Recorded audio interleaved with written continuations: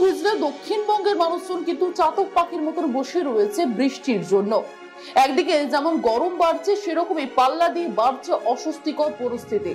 কিন্তু এই অস্বস্তিকর পরিস্থিতি এবং গরম থেকে কিভাবে মিলবে রক্ষা, চলছে কিছু কিছু জেলায় কিন্তু তাপপ্রবাহ। কি বলছে হাওয়া অফিস, জানাবো বিস্তারিত। মঙ্গলবার ইতিমধ্যে তাপপ্রবাহ জারি করা হয়েছে দক্ষিণবঙ্গের বেশ কয়েকটি জেলায়। তার মধ্যে যে 6টি জেলাতে তাপপ্রবাহ ইতিমধ্যে জারি করা হয়েছে সেগুলি হলো পূর্ব মেদিনীপুর থেকে শুরু করে ঝাড়গ্রাম, বাঁকুড়া, পুরুলিয়া এবং রয়েছে হুগলি। এই জেলাগুলিতে কিন্তু ইতিমধ্যে তাপপ্রবাহ জারি করা হয়েছে এবং মঙ্গলবার দিনভর চলছে কিন্তু তাপপ্রবাহ।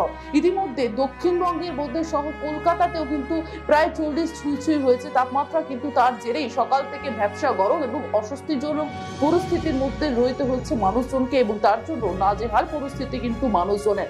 সাধারণ মানুষজন ইতিমধ্যেই কিন্তু গরমের মধ্যে যথেষ্ট নাজেহাল পরিস্থিতির মধ্যে রয়েছে। কিন্তু উত্তরবঙ্গের মানুষজন কিন্তু এখন বৃষ্টির মধ্যে রয়েছে, কারণ উত্তরবঙ্গে ইতিমধ্যে বর্ষা প্রবেশ করেছে এবং তার জেরে কিন্তু উত্তরবঙ্গের দার্জিলিং, জলপাইগুড়ি, কালিম্পং এবং কুচবিহারে কিন্তু বৃষ্টি হচ্ছে।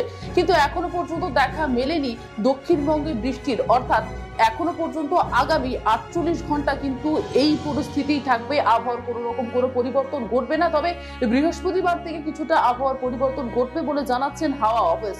বৃহস্পতিবার থেকে কিছু কিছু জেলায় দক্ষিণবঙ্গে বিক্ষিপ্তভাবে বৃষ্টি হবে এবং শুক্রবারে বৃষ্টির পরিমাণ বাড়বে এবং তার পাশাপাশি জানা যাচ্ছে যেমনটা যে 30 থেকে 40 কিলোমিটার বেগে ঝোড়ো হাওয়া এবং বজ্রবিদ্যুৎ সহ বৃষ্টিপাত হতে পারে বলে জানাচ্ছেন আলিপুর হাওয়া অফিস।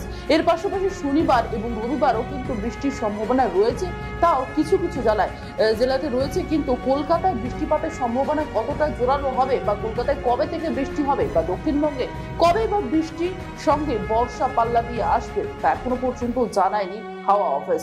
তবে কবে হবে সেদিকে আমাদের নজর থাকবে।